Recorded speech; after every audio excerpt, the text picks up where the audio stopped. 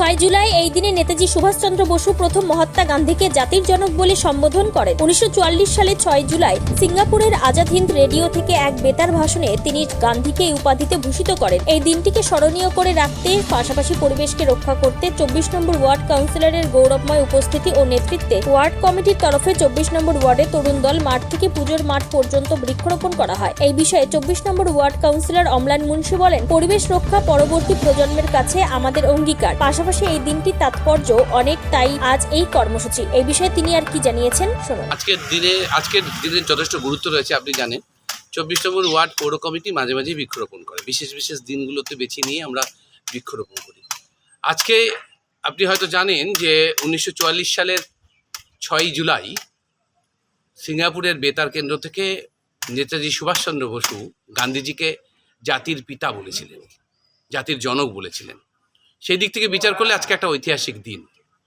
কোনো রাজনৈতিক দল বা কোনো ব্যক্তি নিজের স্বার্থ চরিতার্থ করবার জন্য গান্ধীজি এবং নেতাজির যে সুসম্পর্ক ছিল সেই সম্পর্ককে বিকৃত করে দেখানোর চেষ্টা করে এবং নতুন প্রজন্মের মধ্যে তারা বিকৃত তথ্য পেশ করে। আজকে আমরা এই ঐতিহাসিক দিনটাকে বেছে নিয়েছি, যেদিন আমরা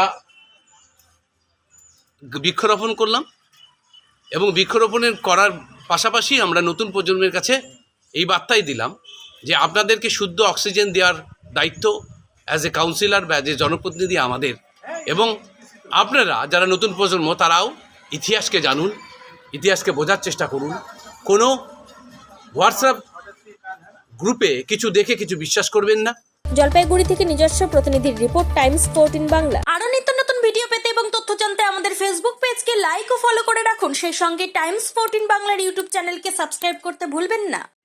মুখের উজ্জ্বলতা হারিয়ে গেছে, স্পট পড়ে গেছে, ব্রণ ভর্তি, তাই আর দেরি না করে আজই আসুন রায়গঞ্জের চণ্ডীতলায় হেলথ প্লাস মাল্টি স্পেশালিটি ক্লিনিকে এবং এখানে পান অভিজ্ঞ ডাক্তার দ্বারা ফ্রি স্কিন টেস্ট। আরো বিস্তারিত জানতে যোগাযোগ করুন 9674895169 এই নম্বরে।